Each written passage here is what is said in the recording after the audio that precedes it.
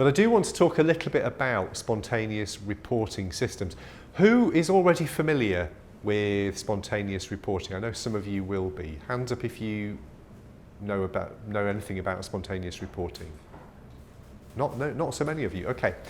Well, welcome. Come on in. So spontaneous reporting, I think the first system was in fact launched in the UK in 1964. Now, do you remember what year the thalidomide disaster was? 61. Yeah, 1961. So even with that massive disaster, it took 3 years to put in place the process and the governing bodies to make sure we could prevent the next thalidomide. I think that's not great that it took 3 years, but still, this is what happened. Spontaneous reporting is all about collecting individual case reports of suspected adverse drug reactions. And these reports can be made by a health professional, they can be made by patients themselves, they can come from pharmacists, basically anybody who's involved with the care of a patient who sees a potential adverse drug reaction can report that adverse reaction.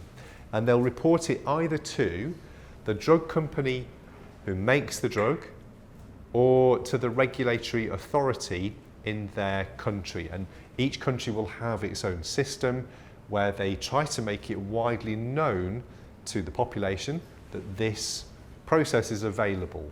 Okay. And it acts as an early warning system for potential drug problems. One thing to think about is the concept of causality. So in a spontaneous reporting system, we're asking people to make a personal decision about what happened to somebody after they received a medication and then a harmful event happened. Because we only want people to tell us about it if they suspect that there's a causal relationship and that the medication itself caused the harmful event. So philosophically, causality is actually a really tricky subject, but we're simply asking people for them to make this decision about whether or not this was causal. It means that we then have a very large quantity of these individual reports where for each of them somebody suspected that there was a causal relationship. This may not always be correct. That sort of doesn't matter. What matters is that somebody thought that there was a causal relationship. Now, it's possible that we can look at individual case reports themselves to try to make an assessment of maybe a group of cases, but it isn't practical for us to assess all individual spontaneous reports. And my next slide illustrates this. So although you can't really see the numbers, this is over the last 10 years, the number of spontaneous reports received by the United States FDA. So this is their drug regulatory authority. And back in 2009, they had around 500,000 reports a year. Okay? Last year, they had just over 2.2 million individual reports. Now, nobody can read all of those and make sense of them. It's just not possible. You may be able to take a small group of them and try to make sense of them, but how would you know which ones to even start on? Well, over the last 20 years or so, we've developed some methodologies to try to use these data to help us to figure out what may be genuine problems with medications. There are different views on how useful spontaneous reports are. I believe that they genuinely are the best early warning system that we have for generating hypotheses or signals of potential problems. And people have tried various methodologies to try to make sense of them. We can calculate a reporting rate, so we can count how many reports of a reaction have been made, and estimate how many people have been exposed to the treatment. Now, this is quite difficult to do and can be very difficult to interpret what the numbers mean, because we will never know the precise number of adverse reactions that have really happened. And it's also surprisingly difficult to measure within a given population how many people have received a treatment. So reporting rates, not that useful in my opinion. More recently, methods of disproportionality have been developed, which look like they are more useful. And this next slide briefly explains what we mean by disproportionality. So the idea is that within a database, we store all of the adverse reactions for every drug available within a country or a region. So it's going to have a lot of data in it. If we find that for the drug that we're interested in, drug A, that 12% of all reports received for that drug are for, say, liver failure. Okay. What we do is we compare that 12% with the proportion of cases reported for every other drug on the database, and we see what proportion of those are liver failure.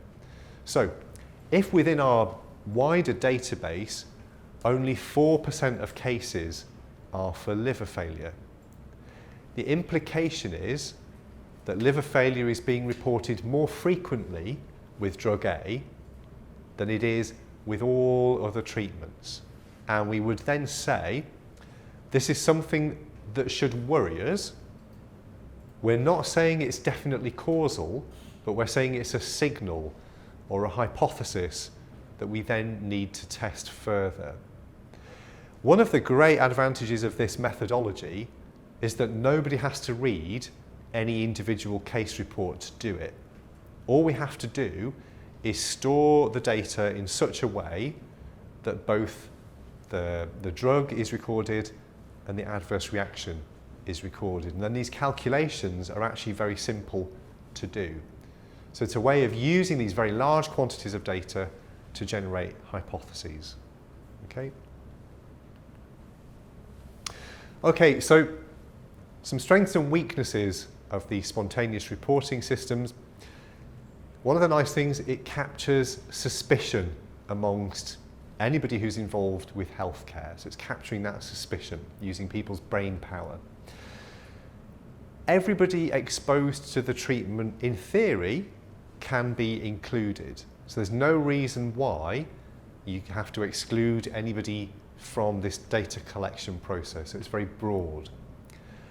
Every single exposure or treatment in your country or your region, again, can be included. So it's a very inclusive kind of study. It can be very good for detecting rare adverse reactions.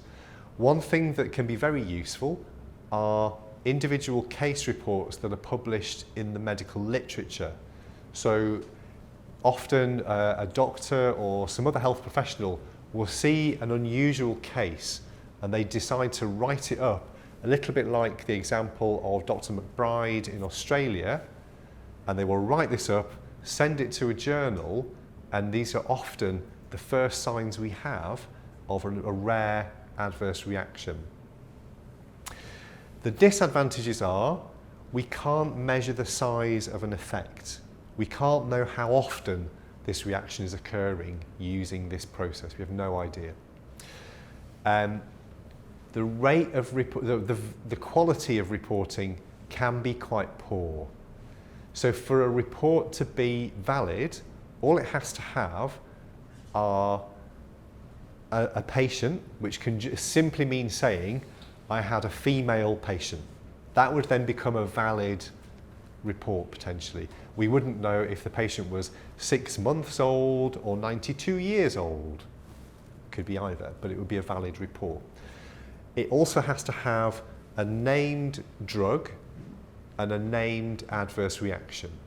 And as long as it has those 3 pieces of information, it's a valid report.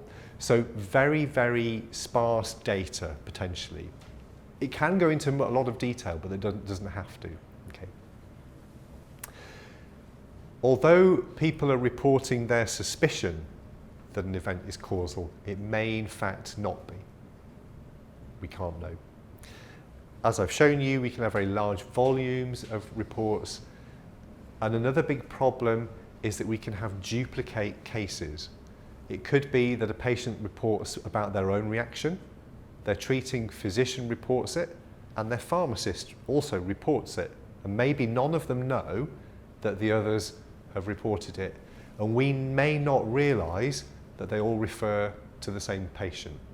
So it can be difficult to know whether they're duplicate reports. Okay. But nonetheless, this is still one of the key processes we use to find signals. And I've got a definition here of the word signal in this context. And it's basically reported information that there's a possible causal relationship between an adverse event and a drug.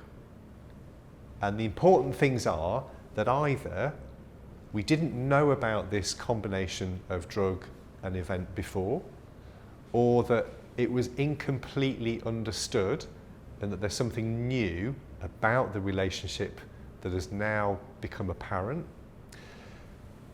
Typically, we'd need more than one single report for it to be considered a signal, but depends on the seriousness of the event. So it's quite a broad definition, but I think captures nicely what we would consider to be a drug safety signal.